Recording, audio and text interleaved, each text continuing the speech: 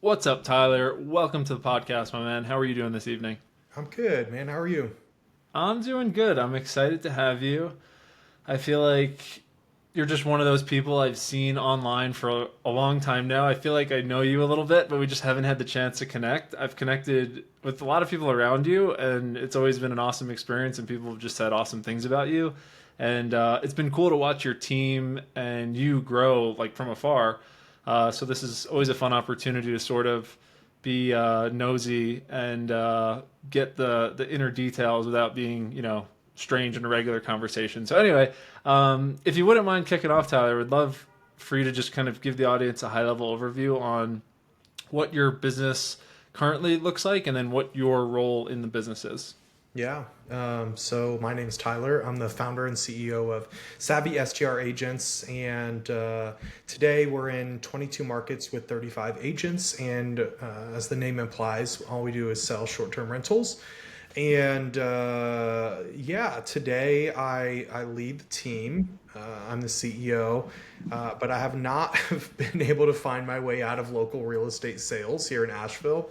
I was talking to some guys earlier, and they're like, "By now you got to not be doing your own sales," and I'm like, "No, still am." But like 15 under contract in the last 2 weeks, a little bit like golden handcuffs, like kind of stuck doing it. But it's a good thing. I love my clients. I love what I do and finding short-term rentals and profitable properties for people. And yeah, it's a little bit me in a nutshell. Cool. And just because I get the feeling that you are modest, and when I say it's like definitely a massive understatement, just could you give the audience maybe some context on like volume? It could be dollars or number of transactions across the team, or you personally. Basically, if you could just brag a little bit. Yeah, last year I think it was something the team did like 165 million, and last year was really our first like big year with a lot of agents. Most of that production was done since June, and last year I personally did 65 million. So the rest of the team did 100 million, and this year the goal is somewhere between 300 and 500 million in real estate sales. We'll see where we land, but with some of the key players that we've got now, yeah, I think it's going to be amazing, and I certainly wouldn't be lying if the big B number hasn't floated around my mind. Can we hit something crazy like that? So it's out there. I love it. Are you a goal oriented person? Like, are you looking at the B number on a board and that's getting you like fired up to get out of bed, or if it happens, it happens, and it's more just about like growing and being with people and or however you think about it. I've always found for myself personally, trying to stress myself out over hitting certain goals or deadlines just doesn't work. That is probably keeping the team a little bit more unorganized, and I have to have some team players that clean that stuff up on the back end, right? But I've never really been that sort of person. I didn't like go, I'm going to do 65 million in 2024. I didn't know that I did that until 2 months later. We were like, we should probably count that up. And so for me, it's more about just making sure the clients are well taken care of. And I think that's what's earned me a good reputation, is making sure my clients get really good deals. We do really good case studies. We go back, we look at the numbers, which I think almost no agent and most even people that are like even involved in selling short-term rentals aren't really doing.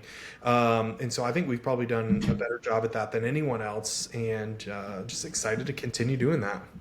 Is there anything you credit the growth to? I think I know what you're gonna say, but like this is explosive growth, and also it's happening when you could read headlines for endless amount of time every day that are saying like STRs are dead and like real estate's down, but like you guys are growing, you've continued to grow, and it doesn't seem like there's like a clear path to not continue growing. So like, what do you kind of um, like give credit to that for?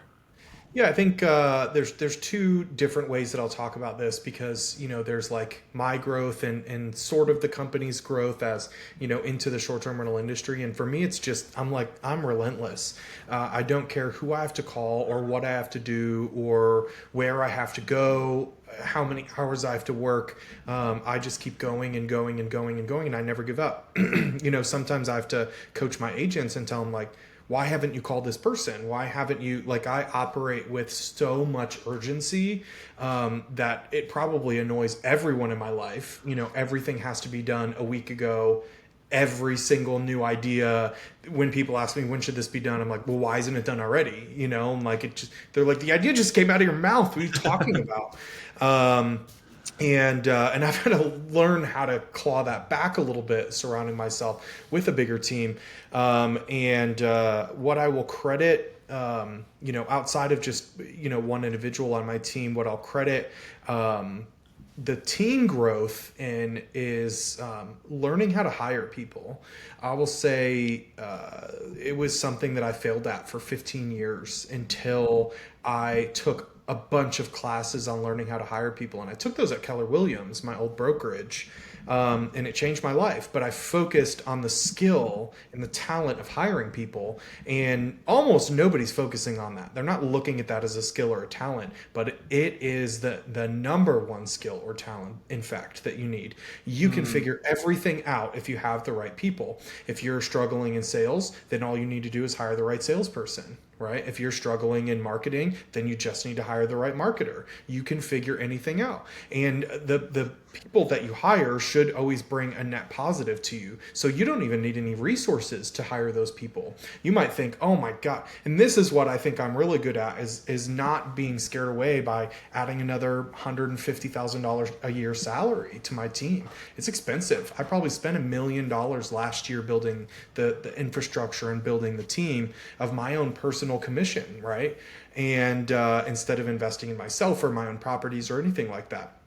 But when you bring the right people around you, that's everything. And so the answer to the team growth is I met and hired Trish Bartley when there were 6 other incredible, really good candidates that were around. And I just saw through them and saw her and knew from, minute one. I remember she reached out. We use a hiring service, and she reached out around them, which she wasn't supposed to do. And I loved that. I was like, I love somebody that's willing to break the rules to get what they want. That's me, that was totally me. And we hired her very quickly after that. Wow, that is awesome. There's a lot of ways I could go with that, but I guess one of the questions I had was how did you know to hire Trish? So it just sounds like she went above and beyond. Are there any other specifics, like things like that you look for in people? Because there's people listening to this right now that they've probably had a terrible experience hiring someone, and maybe they're jaded to bring on more people, and they're like, I'm going to be a solopreneur. I'm going to stay small because I either had a bad partnership or a bad hire, and whatever. They stay small and maybe unhappy because they're doing everything themselves. So is there any specifics that you look for in people, or any things that you do to sort of, I don't know, just weed it out, or like any tactics? We are incredibly so on top of taking a bunch of hiring classes. I also took a bunch of education on DISC and personality profiling. So we personality profile everyone, every addition to the team, every VA. We personality profile every VA, and they have different personality profiles than Americans do. I mean, it's like clear as day. And so I could look at like 2 DISC profiles, and I could tell you which one's from the US and which one's not without knowing anything else about them. And I can nowadays tell you what that person's going to be like. And so the biggest thing isn't that you hire one personality type or another. It's 2 things. One, it's that you hire a right personality type for the right role. And so like when I was looking for Trish, I need a high I person. There needs to be some dominance in there, but there also needs to be some supportive, and that's kind of a rare trait to find. And we saw it in her and went with it.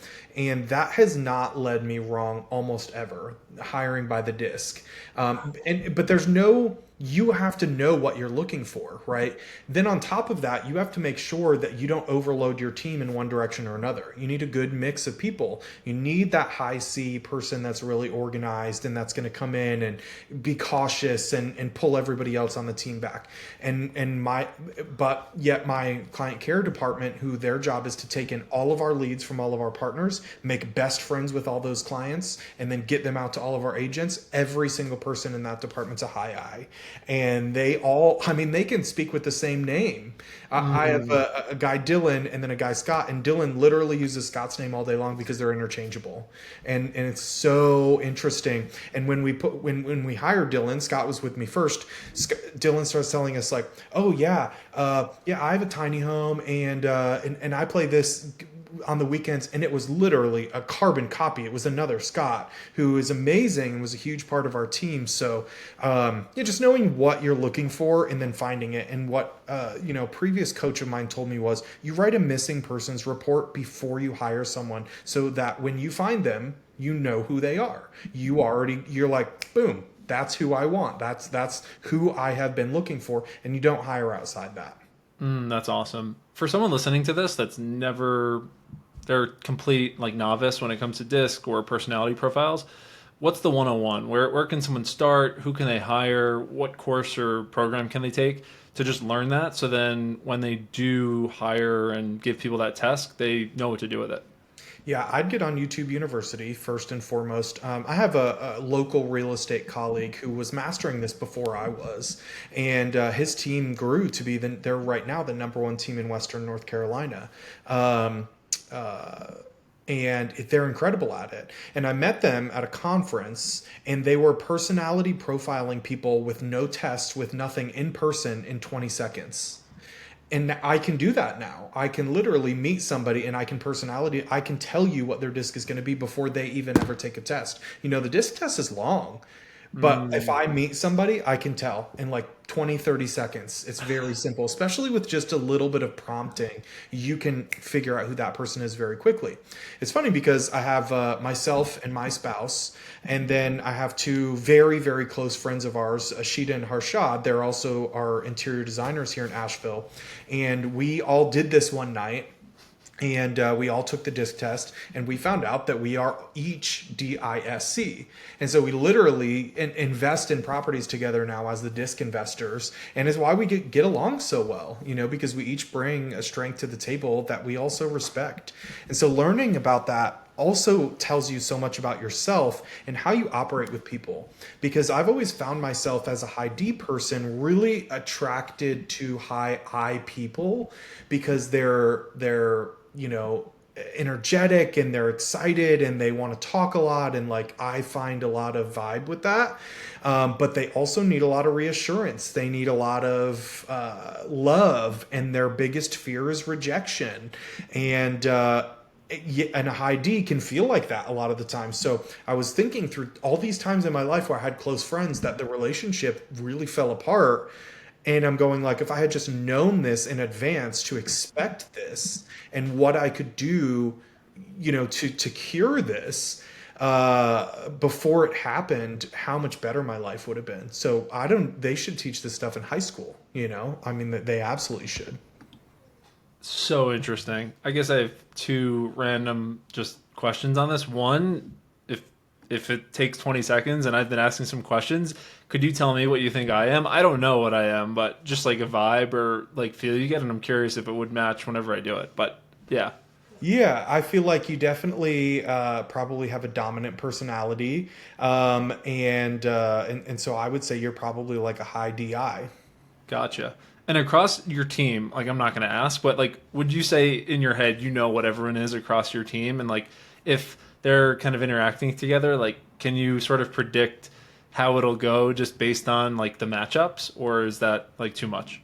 Yeah, and there's two things that we're doing with that I think you'll find really interesting too. And the first is we're teaching them how to sell real estate differently, because our investors are typically kind of one set of people, and so they react differently to different agents. So we're kind of teaching agents now based on their personality. How do you sell? And it's something we're learning day to day as well. Is this going to work or not? We change things. But two, Scott is personality profiling our clients.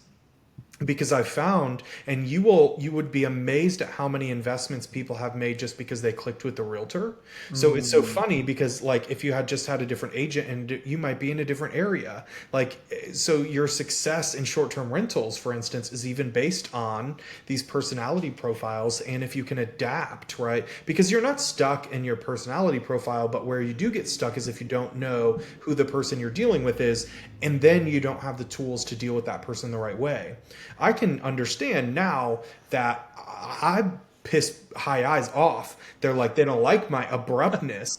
And high C's think that I'm way too brash and that I rush into things and I don't ask enough questions. They're going, how is he possibly making that decision without asking these 30 questions, you know? And Harshad is very much like that. And we all laugh about it now because we know to expect it. But every time we make an investment, I know that if I want Harshad involved, I've got to go to him with 30 answers. And nowadays, I try to do it ahead of time. Before, I'd be like, why are you asking all these questions? It's clearly an incredible investment. There, we have no time to do this, and it's just it was not his personality. He would not do it. He would not budge, and so it's like the it's like a secret cheat code to life. So interesting. I just keep thinking about what you said that like why isn't this taught in school? Because this is like human relationships, like getting along. It's like a more defined version of like how to win friends, but like a lot more strategic and just like who doesn't want better relationships with people and to get along with more people? Like it leads to win-wins for everyone and Yeah. doing more business and just having less like stress in life. So Yeah. I don't know. That is crazy to think about. Yeah, and I, one thing that I'll tell you that was this helped me as a person figure out, you know, why a lot of times in my life I didn't feel like I fit in, right? And one thing that I learned was that 45% of the US population is a high S, and the high S is supportive, they're caring, they're friendly, they want to know what you had for dinner, they want to know how your family is, they know your kids' names, all of that sort of stuff. And only somewhere between 5 and 7% of the US is a high D person. Most entrepreneurs are high D people. And you know, it really made me understand myself a lot better, and why a lot of times in my life I didn't feel like I fit in, because high D's and high S's are, they butt heads. They're you know, like we're very dominant, they're very withdrawn and supportive and caring and slow and methodical, and high D's are like go go go, energy energy energy, and everybody needs to listen to me and do what I say right now, you know.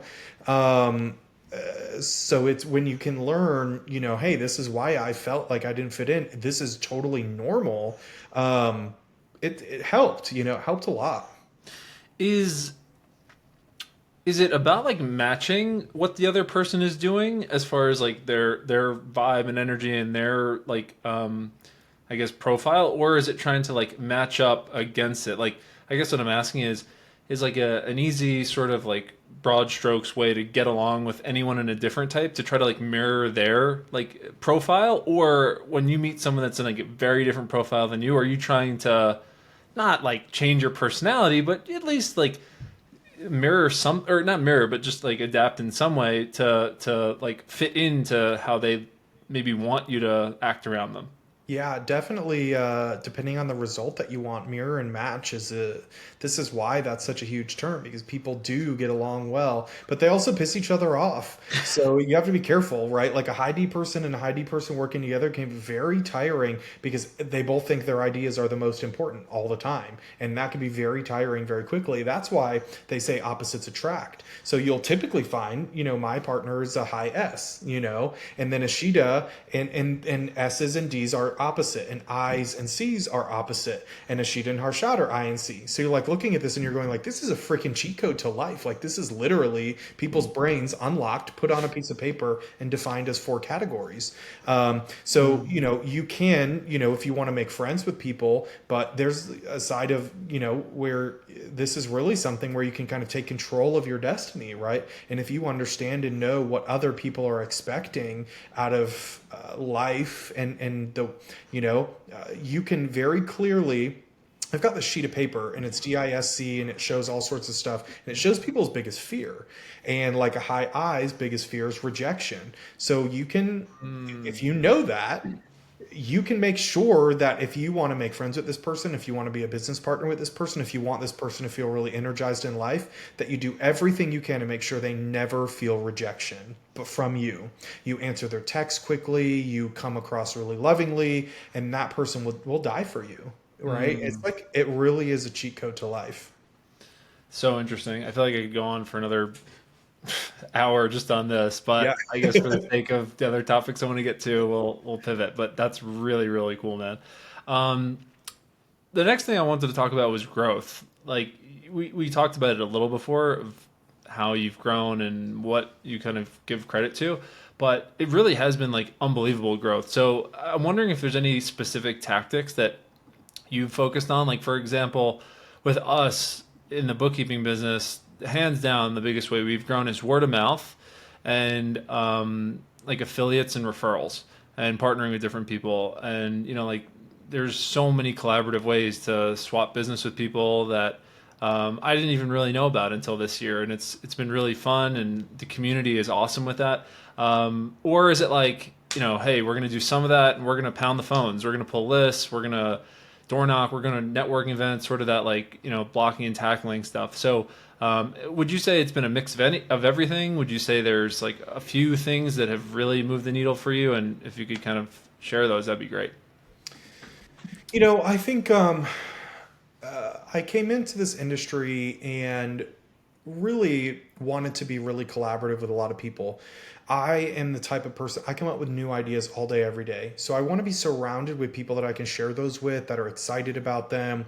I like to be surrounded by other entrepreneurs that are doing their own thing. I love crafting partnerships with complementary businesses. And I think that's probably been my main superpower, and why, I've kind of grown a decent name, I guess, in this industry is we're freaking friends and we partner with everyone. There's very few people out there that we don't partner with. And even the people that have chosen not to partner with us, I go back to them. I'm like checking in every couple of months, like, hey, what are you up to? I know we figured we couldn't partner last time. What can we do this time? Is there anything that's changed in your business? Like, I just find that I don't take it personally when people don't want to partner with us. It's just the wrong time, more than anything.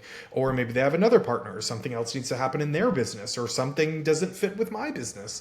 And so I think that's probably been my main superpower, is networking with other businesses and figuring out how to just raise the tide of all of our businesses together and craft really win-win relationships. That's something that they kind of pound into you at Keller Williams, is you should never do something that's not a win-win. And I really took that to heart. And so if something's not a win-win today, fine, no problem. Let's keep talking. I Mm. was on a call with John Bianchi earlier from SGR Search, and we've not found a way to work together. Our businesses are just a little bit too different. But we checked in with each other again today to just see, and we threw some ideas back and forth. We went, maybe this, maybe that, maybe we could do this, maybe we could do that. And ultimately, I think towards the end of the call, it was kind of like, maybe it's still not the right time. But these ideas help, and so there's so many ways you can partner with other businesses. I would just find people in your niche, ancillary businesses that have clients for you, Hmm. and very simply, your business will be set on fire and grow like a rocket ship. Do you think about it tactically? Like, I want to reach out. Like some people we've had on, and I think personally, it's the approach that is the easiest, but also like the most fun of building relationships. And like when people swap business, the referral, like the lead, not to get like salesy and technically, it's so much like better than like a cold lead or just like a Facebook lead or something, because it's someone that vouched for you.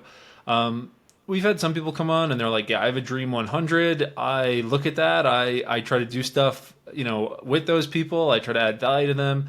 Some people we've had on, they're like, yeah, I love that strategy, but it's just like, yeah, what comes, and I don't like try to organize it. Where do you fall on that? Yeah, I'm the unorganized type.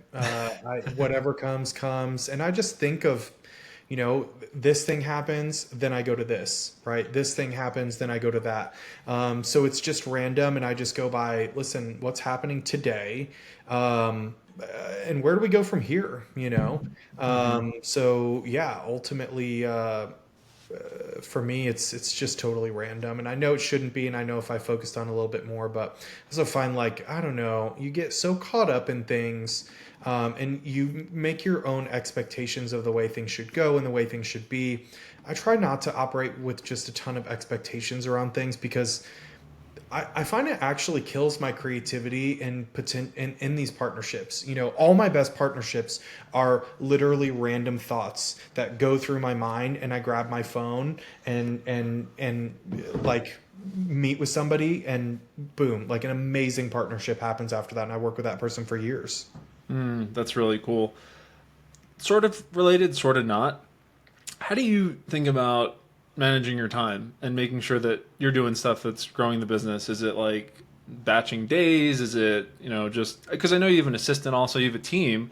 So I'm curious how you look at making sure you're focusing on the 80/20 or, high income generating tasks, stuff like that to grow the business. I think this is kind of back to my point earlier. This is what people are scared of for sure is hiring, and they worry about the salaries and about the expenses and all those things. And for sure, they're good worries. Don't not worry about them. But and this is like an old adage probably at this point, and I don't know who originally said this, but I'm sure we could track it down. Excuse me, track it down. Um, but if you take your income for the year and divide it by however many hours you work and how many weeks you want to work, right? So if there's 52 weeks in a year, do you only want to work 40? Do you want to take 3 months of vacation? Okay, then divide it by that amount of time, and come up with what your hourly rate is. What do you make per hour? And you outsource everything that's below that. Everything. If it's picking up your clothes, if it's cleaning your house, if it's mowing your lawn, if it's doing your laundry, if it's returning Amazon packages, literally everything in my life that's under a certain dollar amount is outsourced. And it's not perfect, it's not all the time, but I do it, and I find myself, despite my best efforts, making more and more money, more and more sales, to the level of like people in my area in Asheville are like, how do you sell that much? Like, it doesn't even make any sense. The only two people that sell as much as I do in Nashville, one sells 14 to 20 million dollar homes, and she has to sell three to outwork me, right? And she's been here for 20 years. And the other one is like the sales rep of one of the highest end luxury communities here, and so he kind of gets handed all of his sales, right? And I almost beat him. So there's no one else that actually goes out, hustles for clients the way that I do in Western North Carolina. And it makes me not just one of the top agents here, but one of the top agents in the country. If you look at EXP's numbers, which there's over 100,000 agents at EXP, I was like number 4 last year out of 100,000. That was a really good feeling, and I'm really humbled by that. But I attribute it to the fact that I'm not afraid to keep adding wood to the fire there. Yeah, 100%. Wow, that's amazing. Didn't know that, but that's just like a testament to you and the team. What do you think as far as like changing gears again a little bit, talking about now like the state of STR? I know we talked about like the team growth and the volume, that it just seems like it's continued to grow despite what naysayers would say. So could you maybe just give like an overview of what you look at as the current STR market, furnished rental market, maybe what's changed and now, what the current landscape is? Yeah, the way that I look at it as it used to be 2020 to 2022, it was like the top 50% and the bottom 50%, right? And it was professional hosts versus mom and pop shops. And the professional hosts went and bought, $20,000-$30,000 of Wayfair furniture. And wow, that was amazing. And there was still a novelty to short-term rentals at that point. You were walking into somebody else's house, and it's not a hotel room, and it's dark at night, and you got to turn the lights on. And now your guests walk in and they have huge expectations, and they're like, already before they walk in the door, they're going, they mustn't have cut the grass before we got here. And then they find a hair on the baseboard, and they're like ready to report you to the Airbnb police. And so it has the competition has gotten a lot more fierce. The industry is totally maturing, and so now what I look at it as is kind of the top 10% and the bottom 90%. So what you have nowadays is you have the 90% online complaining, talking about the Airbnb bust, and you've got Twitter feeds of the Airbnbs are dying. Just look at all these homes for sale, blah blah blah. I got really lucky to meet Ashita in early 2023 because interest rates were up, prices were up, and I was looking at things going, what am I going to do this year? Like, how am I going to survive selling short term rentals if I don't believe we can hit the revenue numbers that are going to cover the mortgages? And I met Ashita and found the answer, and it was raise the revenue. What can we get people to pay? What will people pay for the best product? And I have dozens of bookings at this point from my clients sending to me and stuff like that on holidays, on weekends, not on average, but $2,500 a night in Asheville. And you're looking at that going, you can get somewhere oceanfront on the beach for July 4th for that price sometimes, right? Not that often anymore. Right. And so ultimately, I think what it all comes down to is, being the best of the competition and just being in that top, 5 or 10%. And it's not as hard as people think. I was just, posting some data the other day about the Smokies, and 3% of properties in the Smokies have a sauna. 3% of properties in the Smokies have an EV charger. Both very, very simple things to add that you can order from Amazon right now and have installed within a week, right? And boom, you're done. And you just added two amenities that put you in the top 3% on a couple of things. So now just layer that over and over on a few different amenities or design and things like that, and you have a future-proofed property. Now, in an area like the Smokies, a lot of people can catch up really fast because there's a lot of short-term rentals there. But an area like Asheville, it's very difficult because it's already moving at a freaking snail's pace here in terms of like you may have one or two properties a week that hit the market that might be good for a short-term rental. And so that's where I've really made my money is, okay, let me corner the whole market here. Mm-hmm. So that's kind of what I've done, even though I have very few properties to actually sell. And then let's be top 5 or 10%. And it's expensive. 2 years ago, somebody paying $300,000 for design and amenities was batshit crazy. And I walked into a property that Ashita said the budget here was $300,000 and she was done with it. And I said, you got to be shitting me. I don't know if that's okay to say on your podcast, Totally but cool. anyways, I'm like, you're crazy. Do not tell my clients to do that. I don't believe in that. We didn't run the numbers that way. Wow. You cannot do this. I'm not excited about this. And we really got into it. And I told her, I'm not going to send you any clients anymore if you're going to do this.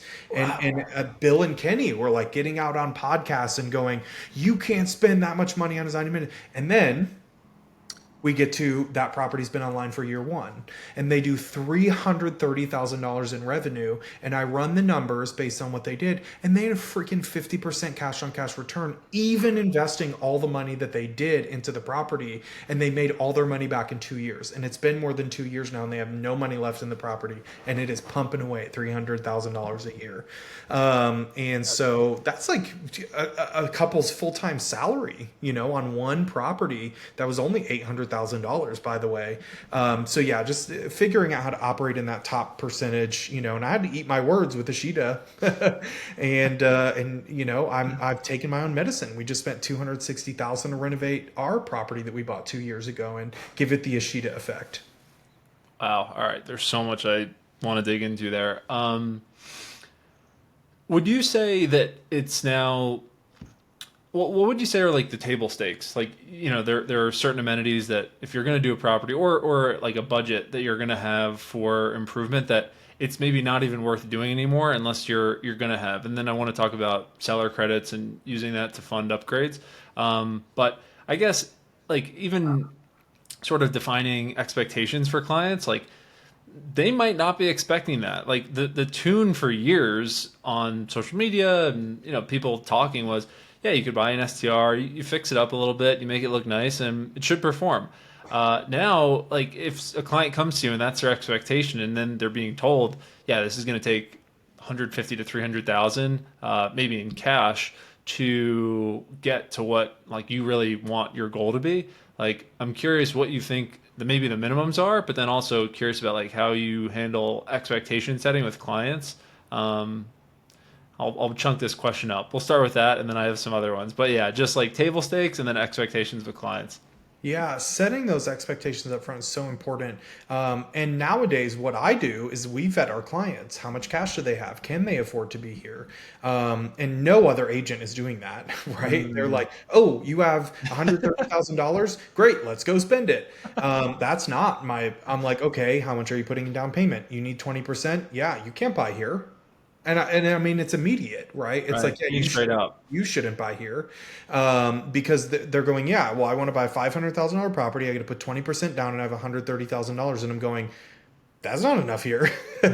And one, I don't want to waste my time. Two, I don't Yeah. want that property on my books at this point. I would rather do less business, to be frank, than more business this year. I did 65 million last year. I want to do 50 million this year, and we're on track for 70. I don't want to do that much real estate. It's like exhausting. I have like three people screaming about inspections right now, and like multiple appraisals are low, and it's so stressful. I don't need all of that, and yet we still have it.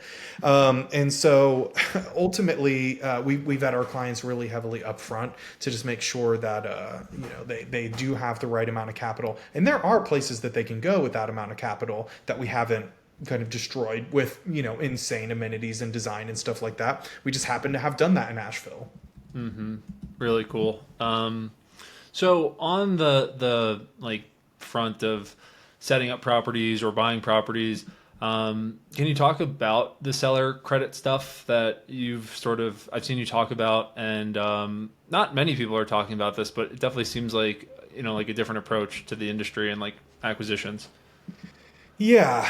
And the first, I did a podcast with Bill talking about seller credits, and I probably should have upfront been way more clear with the where you can get seller credits, because you're not going to get seller credits on an amazing property that hits the market today and then you call me and you want to put an offer in, because if you're doing that, you're not the only person in the world that's seen that property and wants to do that, Hmm. right?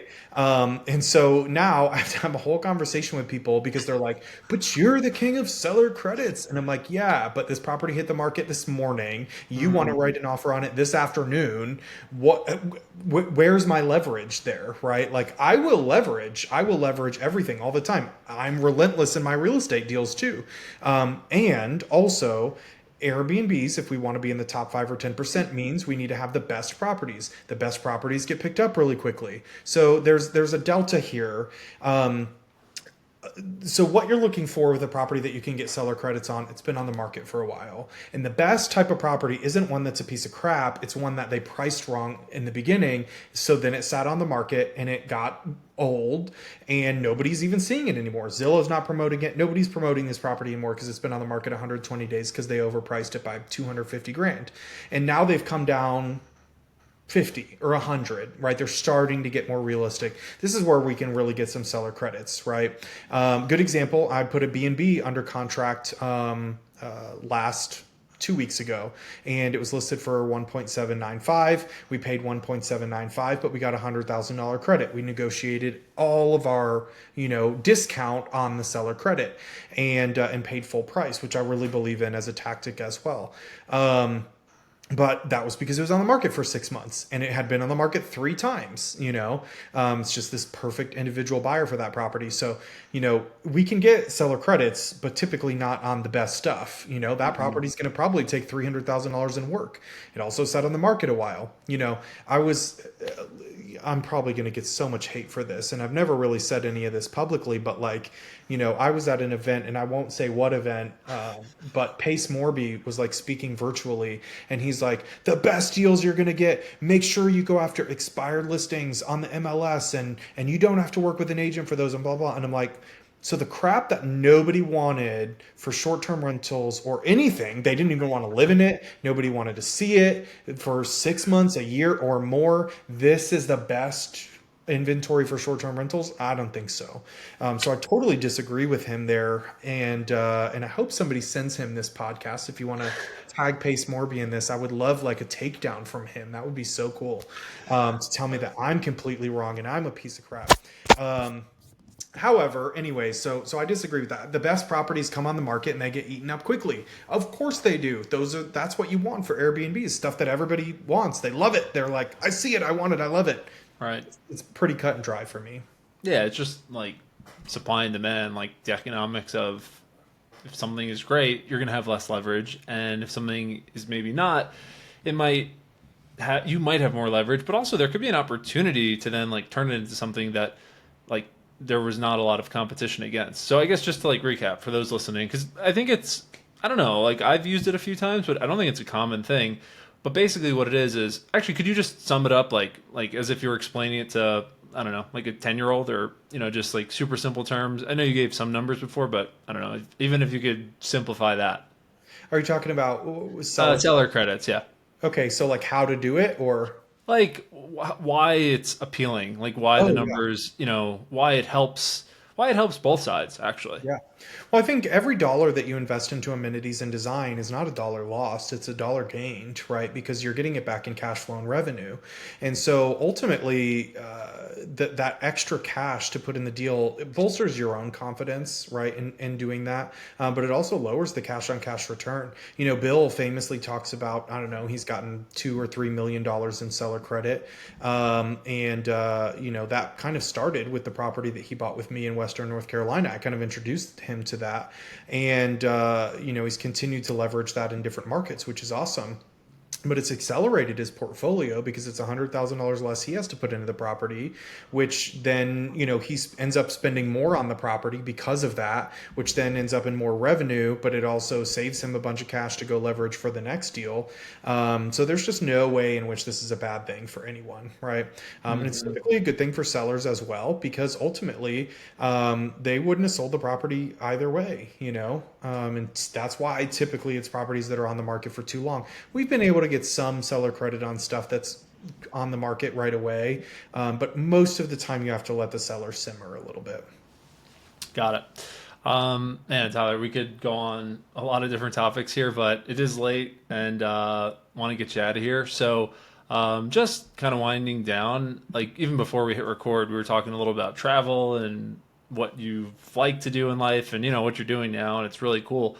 What do you see as like your long-term goal? Is it keep just pumping the brokerage and building the team and doing personal brokerage and then just buying assets and real estate and then one day you're just there's more money coming in passively than you know what to do with, or you love building this and the plan is to just take it to the moon? Like how do you think about it? Where do you think 10, 15 years from now like you'll be?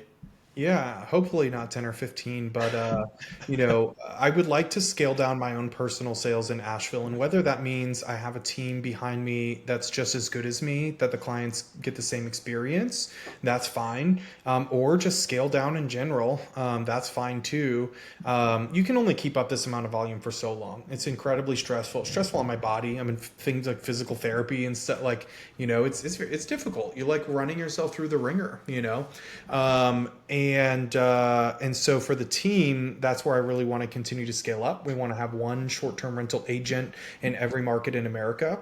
We're scaling differently than other teams where they have multiple agents. If they do go into multiple markets, two or three, they have multiple agents in those markets. We will only ever have one agent in one market. That agent can start a team underneath them and hire people underneath them, but we will never have them compete with each other. So that's kind of our difference in our model versus any other teams that are out there.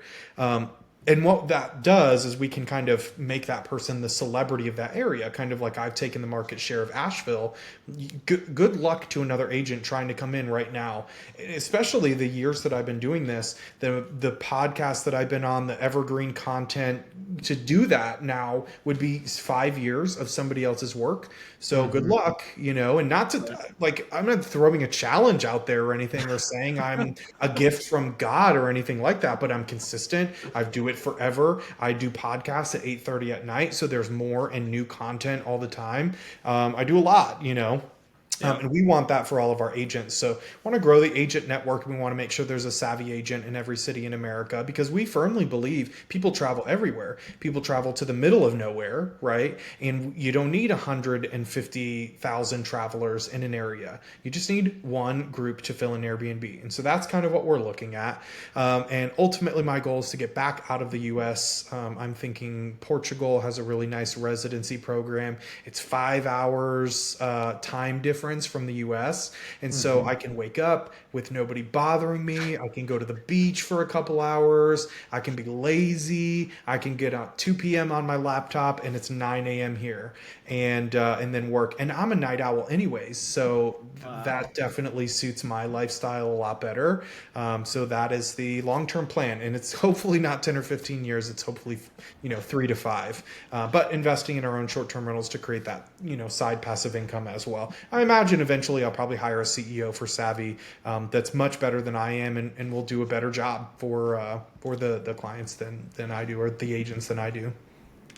I never heard anyone explain the time change as a positive, but like just hearing it that way, it makes total sense. Like yeah, for me, the way I look at it now, because like Medellin it doesn't have daylight saving, so for most of the year I'm on EST, but then like right now I'm an hour early, and I just find it so annoying that like what the time I used to wake up in the morning, like I had more free time before anyone would like bug me or bother me if I wake up at like 6 or 7. But now it's like people are up and doing stuff like, and it would be so nice to have just like quiet and like the main hub of the business to not be like pinging me all the time, just Yeah. because then it's like it's so hard to focus and get stuff done. So you almost have like 2 days in that model. That's just like never heard it explained that way, but that's amazing. I can't wait. It's a when I looked at the time change and then I thought, okay, so at 9 a.m. here, it's 2 p.m. there, and I was like, I can like be late. I can like go to the grocery store and chill and like walk slow and pick onions and stuff. I have this whole vision of like living this like European slow lifestyle until 9 a.m. here, and then we go fast, fast, fast, fast. But you're getting two lives. Totally. And people like there, they go to bed way later and stuff also. I mean, like this stuff. It's just like that could totally work. Awesome. All right. Tyler, it is late, so we will get you out of here. What is you guys are everywhere, but what's the best way for people to check you out? We'll link everything, of course, but check you out, get in touch, follow your journey, all that. Yeah, so www.savvy.realty. There's no .com or anything there. You can click on Meet the Team if you're interested in any of our markets. You can schedule a call with me on that page as well. And then look me up and follow me on Facebook. I am like an old boomer. Facebook is the only platform that I really use. People say I'm like active on Instagram. I'm not. Everything from Facebook just gets posted to Instagram. And honestly, half of my social media is ran by my VAs anyways. So I love it. Well, Tyler, really, really enjoyed this, man. Glad we were able to connect. Appreciate you coming on, and yeah, just can't wait to see what unfolds and follow the journey to Portugal. thanks, man. All Appreciate it. You right. too. See you later.